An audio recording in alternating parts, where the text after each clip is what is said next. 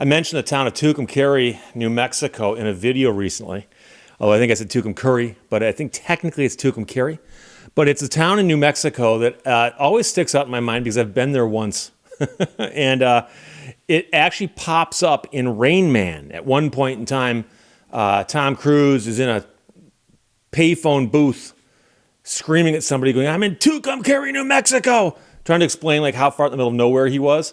And at least that's I think the impression they're trying to give in the movie. It's a beautiful little town, but the question, of course, is what was I doing there? And so I realized that there's a story that I talk to people quite a bit when these topics come up, and that is of road trips. The idea of taking a road trip.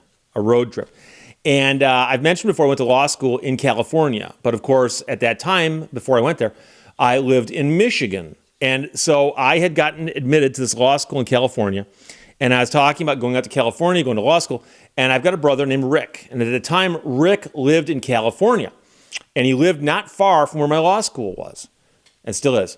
And I was talking to him, and he said, Steve, he goes, two things. One, to help you get established out here, feel free to come in and stay with me as long as you need until you get your act together, find your own place, all that stuff. He goes, but until then, he goes, you got a roof. I'll put it over your head. You're welcome here. I said, oh my gosh, that's great because that'll help me a lot because I didn't have a lot of money and I really hadn't done something like this on this scale. And second of all, he said, and how are you going to get around out here? And I said, I was planning on driving out there and just having a car because I know, nobody walks in LA. And so he said, well, he goes, if it'll help you, again, I will fly back to Michigan and you and I can drive. I'll help you drive. You and I will drive in your car back here. And that way you can do the trip more safely with somebody with you. Also be able to share driving responsibilities. And I said, Rick, now at this time I owned a 1984 Dodge Charger, which was only 5 years old at the time though. But it was a little thing, and those things were not terribly dependable. And he said, oh, I'll bring my tools. So Rick actually checked a toolbox filled with tools and flew back to Michigan with it. And he was here for about a week or so. At the end of that week, we were then going to jump in my car and drive to California. And so I was thinking about how this is all long before cell phones and digital cameras. And I had a camera, but I didn't think I'm going to document this trip. Someday, 35 years from now, you're going to be talking about this on a thing called a video on YouTube. Like, what? They're going to have what now? So did the trip. But here's the thing. As I was writing a list of things to make sure I mentioned, I realized I have one photograph. And it's a photograph that I think my mother took of me the day before I left. And I'm leaning jauntily upon a car, but I will put that on the screen. And by saying that, I've now committed to it because I was wondering whether I should or not. It was a long time ago. But left for Los Angeles with my brother, Rick. I'm guessing it was Friday. I'm thinking it was a Friday. And we got in my car, and I vividly remember driving down Yosemite to Eaton to 14 Mile to 75, get on the on-ramp, boom, 475 south. Now, interestingly, this is going to be a long trip, right? It's going to be a couple days. I believe it's about 2,300 miles. I did it on a map thing this morning. About 2,300 miles, give or take. But my brother wanted to visit a friend of his in Ohio who ran a manufacturing facility. He was the manager of the place, and he had said, hey, if you're ever back in this area, please feel free to drop in and I'll give you a tour. So Rick said, do you mind if on the way we stop in this town with this manufacturing facility and we get a tour of this plant? I said, no, it sounds like fun. Sure, why not? So we stopped at this guy's plant. He gave us a tour. It was fascinating. And then we left. And that just reminded me of a story I'd completely forgotten about, literally until just now. But when we stopped in that town, it was around lunchtime. So Rick said, well, we'll get lunch in that little town. We'll get back on the road, and zoom, we'll be on the road again. And so we stopped at an Arby's. You might say, Steve, why do you remember Arby's? Oh, I remember Arby's vividly because we went inside because we wanted to use the restrooms. And as we were going in, getting our food and leaving, there was a little kerfuffle going on outside of the ladies' room. And there were some girls that appeared to be teenage-ish, possibly higher grades of high school, but not much older than that, And one of them had a pregnancy test in her hands and was bawling her eyes out. And I vividly remember walking out the car going to Rick, did you catch that? And he goes, no, he goes, some girl crying in the hallway. What's that? I go, dude, she had a pregnancy test in her hands. And I have a sneaky feeling if you find yourself doing a pregnancy test at an Arby's women's room, there's a chance that you got news you didn't like. That's just a thought, but I could be wrong. I didn't speak to them. I have no idea. Just think that, however, if that test was positive and she had a baby, that kid would be 34 years old now or something. But that's another story altogether. So we get on the freeway and we're just zooming along. And we took the southern route. And I forgot why, but Rick, there's a couple different ways you can do this. And we took the route that took us down through Joplin, Oklahoma City, Tucumcari, Albuquerque, Flagstaff, and then into California to Los Angeles. And I remember Joplin, for instance. I remember Joplin vividly because when we were going through Joplin, I'd actually told my parents I would call from the road at least once just to let them know where we were. And I remember that we stopped and I actually used a payphone to call home and let my parents know how far we'd gotten and where we were and so on. And I remember talking about Joplin because I'd never been there before. But also going through Joplin, I remember driving someplace far enough out in the country to where there were no overhead lights and there was just fireflies galore. Fireflies like literally lighting up sections of the road off to the side. It was unbelievable. I remember that to this day, the fireflies. But also, we're cruising along, and somewhere along the road, my check engine light came on.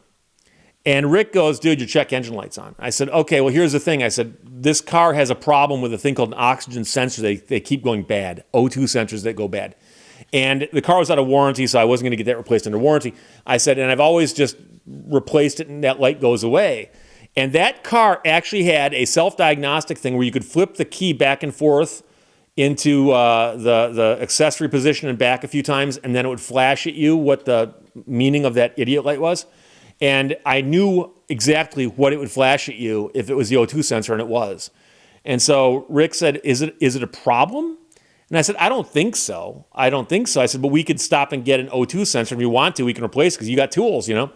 So he said, okay, we'll do that. So I remember that we stopped at an auto parts store in some little town out in the middle of nowhere and got an O2 sensor for my car. But I also remember, for instance, driving along. So we'd stop once in a while, but never for longer than 2 hours. But we'd stop at a rest stop, seats back, try to sleep for a couple hours, wake up and go, okay, do you want to drive or do you want me to drive? And we'd switch, do that. And we'd try to both stay awake when somebody was driving. We'd try to both nap when we were napping. And so that's how we were doing. But I remember what's interesting is as we were driving cross country, somewhere along the line, we passed a guy in a Chevelle. A guy had a late 60s Chevelle, early 70s Chevelle, maybe. I don't know, 69, 70, 71. And he had his black Chevelle. And we passed the Chevelle and we made a comment, oh, guy's got a black Chevelle. It's kind of cool. And it was by himself, by the way. I remember that too. And so we stopped at a rest area, crashed for a couple hours, woke up, got on the road again, passed him again. We actually passed this guy 3 times. I'm like, we should pull over and talk to the guy. Like, I feel like we're buddies now. But apparently he was driving, just not taking the stops we were, but he's driving slower than us. So, or we did. But anyways, we passed the guy 3 times in a black Chevelle, no question, absolutely, carve it in stone. I remember that vividly. I've talked to Rick about this trip since then. And that's one of the things we always go, do you remember the guy in the Chevelle? I wonder where he was going. May have been going to law school.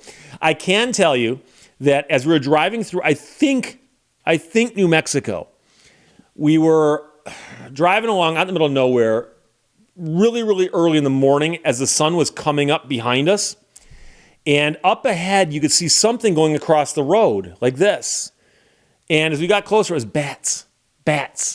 And it was a huge swarm of bats. And there was mountains over here, but nothing over here.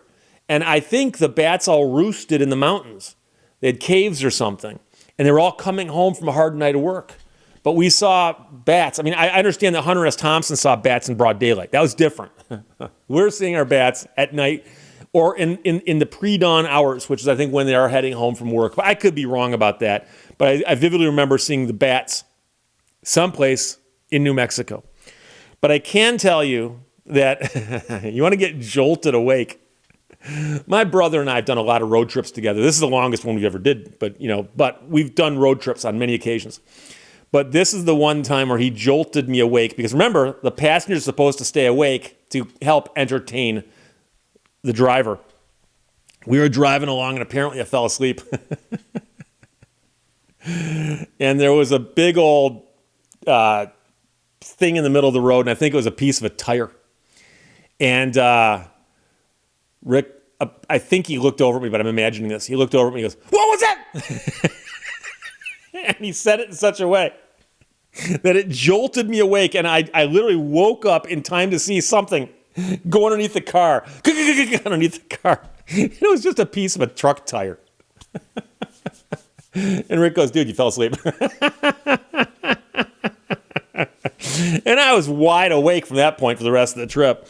But it's interesting because I know that nowadays people would have shot all kinds of video and photographs and TikTok the whole thing, and you go back and watch it. But amazingly, I remember all of this stuff really, really well. And at one point in time, my brother and I were discussing things, and I don't ask me why, but we came to the conclusion that we might want to run some cleaner through the fuel, just in case that might help with the oxygen sensor problem. And so we stopped, and he goes, "Dude," you go inside. I don't feel like we've been awake for like 24 hours at this point, maybe longer. He goes, you just go inside. Drop me off at Target. He goes, I'll loop the parking lot until you come back. And I go into the Target and I find what I'm looking for, and I'm walking out, and I got to look at myself in the mirror in something reflective. And I was it's the opposite of the picture I showed you at the beginning, okay? I was wiped out. My eyes are bloodshot. My hair is all messed up because it just hasn't been combed in 24 hours. For some odd reason, I don't have a comb. And as I'm walking out of the Target, something distracted me. I looked aside, and I looked up, and a woman who wasn't paying attention had walked right up, and she almost hit me. And we both looked up at the exact same time to where our faces are about this far apart. I go, "Hey, how's it going?" And I walked around and I just think I probably looked like a frightening person at that point in my life. But I remember that for whatever reason. But the drive across from Birmingham, Michigan, just north of Detroit, down to Ohio, then across through all these places I mentioned earlier to Los Angeles, we got there, I believe, on Sunday morning. And I remember coming into Los Angeles early on a Sunday morning, and we're hitting, I'm guessing, the 10, heading west towards LA. And I remember mentioning to my brother going, "Will traffic be light because it's a Sunday morning?" And he looks at me, he goes, "No, welcome to California." Sure enough, as we got closer to town, the traffic picked up to where it was like clogged rush hour in Detroit, but it's a Sunday morning in Los Angeles. And I'm like, "What?" And he goes, "Yeah, it's you have to develop an understanding of a few things. One is how long it takes to get anywhere. Number two, how bad the traffic is. Number three, how bad the air is. And the air quality out there was worse. It's much better now. I've been to California many times since then, and the air quality's gotten much, much better. But back in the late 80s, early 90s, I was out there in 89 through 91. And so the interesting thing is that I got out to California. I'd have to look at a calendar. But law school started for me July 5th. I had to be out there the 5th of July. And so I'm pretty sure that my brother and I timed it to where we had a full week. So if we drove straight through and got there, I'd have 3 or 4 days to kill in Los Angeles. But if anything happened on the road, we'd have time to get the car fixed or whatever we needed to do. But we did not have any emergencies. And the O2 sensor was fine. I think I replaced it once or twice more while I was in California. That car, by the way, in case you're curious, I drove it to law school and back every single day at school up until about a month ago. And I actually thought this car is going to make it and I'm going to drive it home. No. I was driving into school one day and I went to put it in gear and I think I got it through first and second. And when I hit third gear, it started making a sound not unlike an aluminum baseball bat being stuck into a lawnmower blade running. And this horrible racket. That's the only way you can describe it, a horrible racket. And you put it in neutral and you're like, okay. And first was okay. Second was okay. 3, 4, no. Fifth, no. So, no. So I remember taking it to a transmission shop and they go, yeah, it's a basket case. They offered to replace it or rebuild it for me, but I'd had bad experiences with transmission shops in the past. And I actually, and this is one of those weird things, I saw a later model red Daytona Charger that I really, really liked for sale at a used car lot not far from where I lived. And it was on the lot for quite some time. And I think it was a Dodge being sold at like a Toyota dealership or something, but it simply was not a Dodge dealer. And so I remember thinking to myself, I wonder what they want for that thing. And so I went and looked at it, and the guy wanted to sell that car real bad. And I said, well, I got a problem. He goes, what's that? And I go, I have a trade-in. And he goes, oh, yeah, where is it? I go, it's at a transmission shop. And the guy goes, what's wrong with it? I go, transmission. And the guy goes, how bad is it? I go, bad. And he goes, okay. I go, I need you to take that car in on trade for me. And the guy goes, I'm not sure I can do that. So I can't buy your car then. And I did the old I'm going to get up and walk out thing. They actually, and I forgot what they gave me. They gave me something sight unseen for that Daytona with a blown transmission when I told them it had a blown transmission. They were that desperate to get rid of the car. So did I overpay on the red car? Possibly. But it helped me get out of the black car. And that red car is the one I had when I graduated law school, drove it home, and drove it for a couple of years in Michigan and did very, very well. I liked that car a lot. But the black little 84 Dodge Daytona did not survive the entire time in Los Angeles. But it got me around quite a bit. So there you go. But the trip to Los Angeles with my brother, I'm guessing it was about 2,390 miles.